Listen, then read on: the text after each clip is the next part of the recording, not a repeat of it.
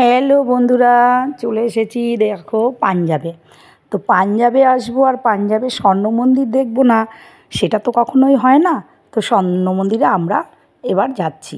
তো স্বর্ণ মন্দিরে জানো তো একটা নিয়ম আছে কি, যে ওখানে এবং পুরুষরা এবং মহিলারা উভয়ই তোমার মাথাতে রুমাল হোক, মাথাতে ওড়না দিতেই হবে।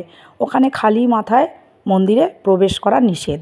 তো মন্দিরের সামনে রয়েছে খুব সুন্দর এই যে জলের এই যে একটা জায়গা করে রেখেছে, এখানে পা ধুয়ে তবে মন্দিরে প্রবেশ করতে হবে। তো আমরা মন্দিরে ঢুকেছি। তো ওই যে মেন স্বর্ণ মন্দির, ওই স্বর্ণ মন্দির ওখানে এতটাই লাইন এবং মোবাইল অ্যালাউ নেই বলে আমরা ওই মন্দিরের কাছাকাছি যাইনি।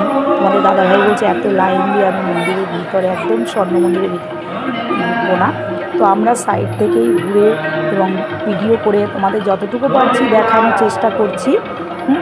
তো এই যে দেখো মন্দিরের এই যে এপাশ থেকে যে ভিতরের যে জলের ভিতরে যে মন্দির, ওই যে মেন যে স্বর্ণ মন্দির, ওটা হচ্ছে খুবই সুন্দর। পুরো সোনার পাত দিয়ে মন্দিরের বাইরেরটা পুরো পাত দিয়ে দেওয়া। এই যে দেখছো জলের মধ্যে এত সুন্দর লাগছে মন্দিরটা, এত সুন্দর লাগছে। আর একটা ব্যাপার কি, স্বর্ণ মন্দির জানো তো রাত্রে একরকম লাগে আর দিনের বেলায় তার সৌন্দর্য আরও অপূর্ব সুন্দর। তো আমরা আবার দিনের বেলাও ভেবেছি একবার যাব। রাতে তো গেছিলামই, দিনের বেলাও একবার আমরা স্বর্ণ মন্দির দেখতে চলে গেছি। তো দাদাভাই যাচ্ছে, দাদাভাইয়ের মাথায় দেখেছো, মাথায় দোপাট্টা কিন্তু খোলা যাবে না, তা একটা রুমাল কিনে নিয়েছে। ওই যে দাদাভাই এগোচ্ছে, গেরুয়া কালারের একটা রুমাল মাথায় বেঁধে নিয়েছে। ওখানেই কিনতে পাবে, 10 টাকা করে দাম। তো কিনে ওটা নিয়ে স্বর্ণ মন্দিরের ভিতরটা পুরো আমরা ঘুরে ঘুরে দেখেছি। এবং এই যে দেখছো যত আছে সব মাথায় দোপাট্টা। আর এই যে আবার দিনের বেলায় চলে এসেছি মন্দির দেখতে, রাত্রে দেখে গিয়ে আমার মন ভরেনি। আমি আবার বলেছি সকালবেলায় যাব।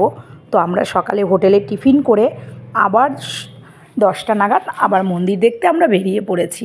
তো সকালে এত সুন্দর মন্দির, এত সুন্দর, তোমাদের বলে বোঝাতে পারবো না। যারা গেছো তারা নিশ্চয়ই জানো যে স্বর্ণ মন্দিরের কী সৌন্দর্য, কী মহিমা। তো যাই হোক, এবার পুরো স্বর্ণ মন্দিরটা ঘুরে ঘুরে দেখলাম, দেখার পরে বেরিয়ে আসলাম।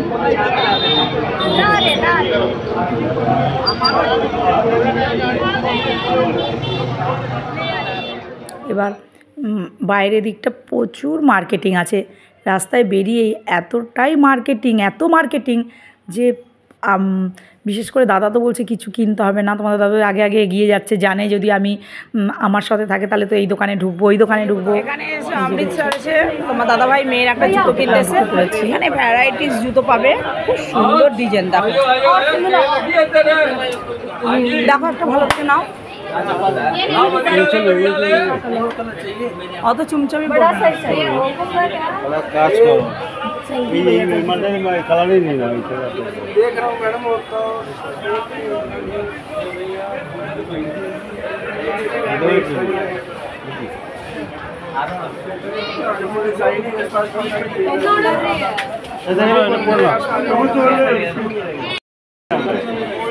इसका छोटा है।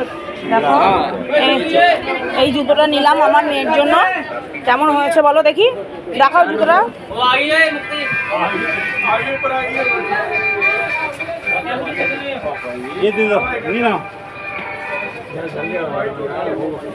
ভিডিও কল করলে তো এখন কথা বলতে পারবে না। ধরো আমি দিয়ে দিচ্ছি। কোন সব এইরকম না।